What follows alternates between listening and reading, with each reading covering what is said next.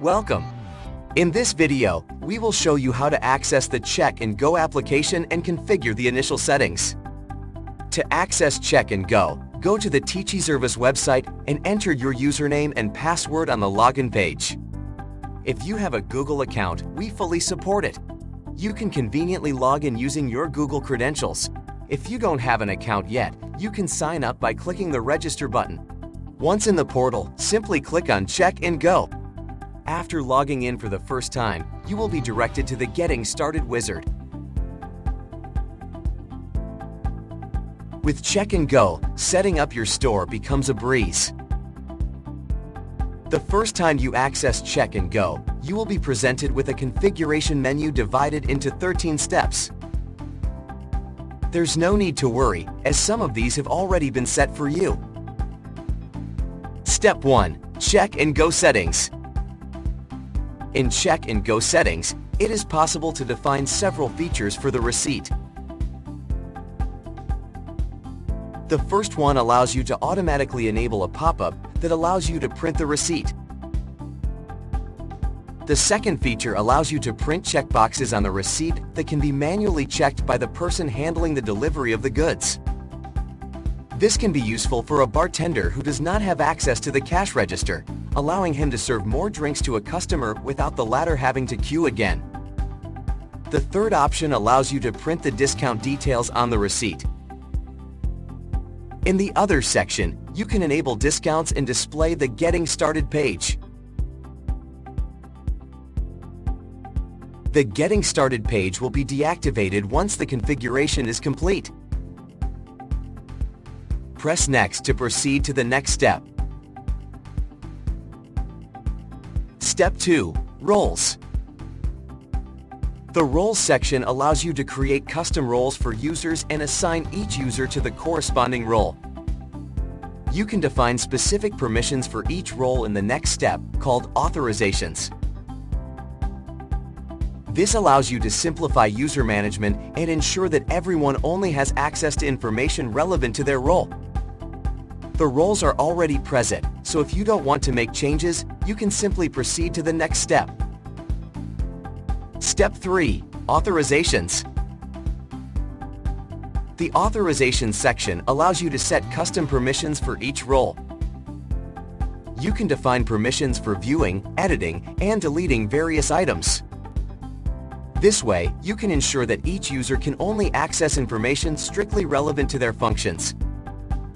The permissions are already present, so if you don't want to make changes, you can simply proceed to the next step. Step 4. Taxes. In the Taxes section, we can define sales taxes, such as VAT, specific to our region or country. These taxes are then included in the receipt and calculated based on the association of the tax with the product, which is set on the product page. We can create all the necessary taxes without any limitation. Since taxes vary from one country or region to another, it is important to properly set this section. Let's update the existing record by including the country.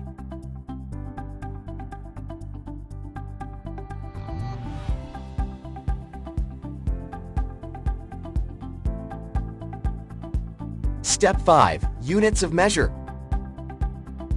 Units of measure are present. Therefore, if you don't need additional ones, you can simply proceed to the next step. Units of measure are useful for defining the quantity of goods sold. Step 6. Upload products. Optional step. In this section, we can download an Excel template file to perform a bulk upload of our products. This can be particularly useful if we already have an existing database. Remember that this step is not mandatory. Products can also be manually entered within the application, one at a time.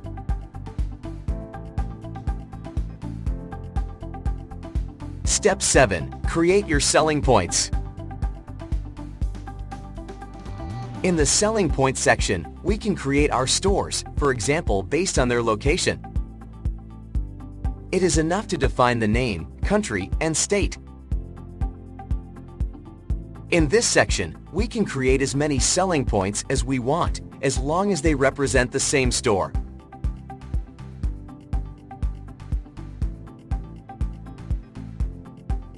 Step 8. Create your sectors. In this section, you can create different sectors for your store. You can create as many sectors as you need. To create a new sector, all you need to do is assign it a name. The sectors have already been present, so unless you want to make any changes, you can simply proceed to the next step. Step 9. Create your product categories. Product categories are tied to sectors. This page is also present, so you will only need to modify it if necessary. To create a new category, simply assign it a name and associate it with the correct sector.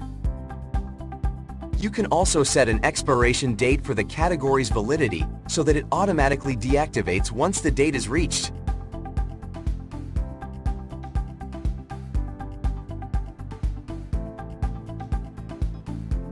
Step 10. Create your products. On this page, you have the option to manually create your products, one at a time. Just press the New button and fill in all the required fields.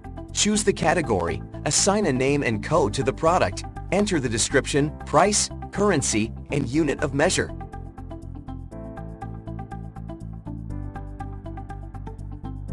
If necessary, you can also associate a sales tax with the product, which will then be visible on the receipt. You can add photos or documents related to the product that will be visible to customers.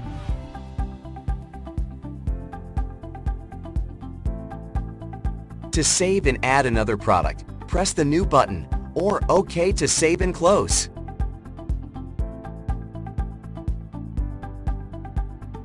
Step 11. Set up your PayPal account. Optional step. On this page, we will focus on adding our PayPal account to be able to receive payments through this gateway.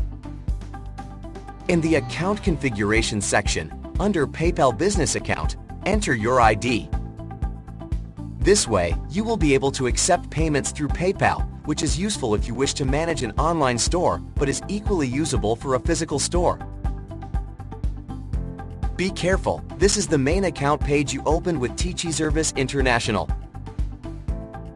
So, if you make changes to the company name, image, or address, these changes will be applied to all applications.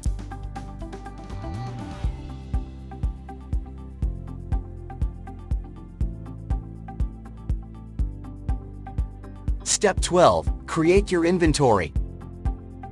On this page, you can create your inventory.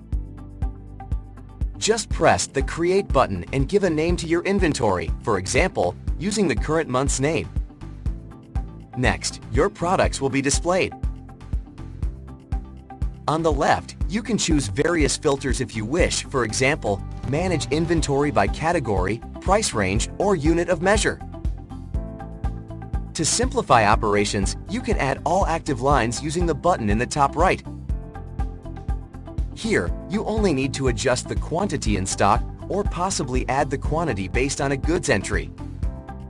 Once the inventory is saved, it will be valid within the store and you will be able to view the updated stock quantities.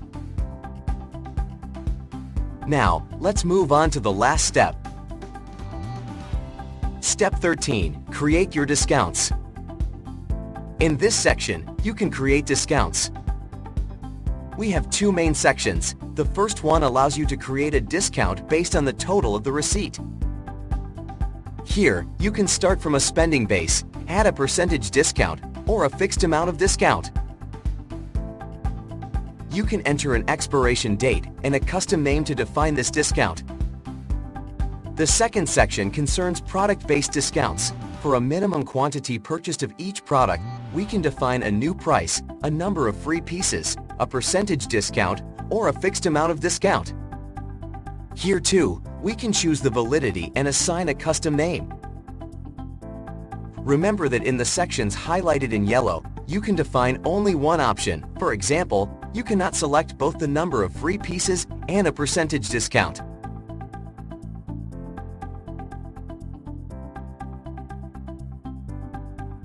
Congratulations! You have completed setting up your store. By pressing the Finish button, you will be redirected to the main page of Check and Go.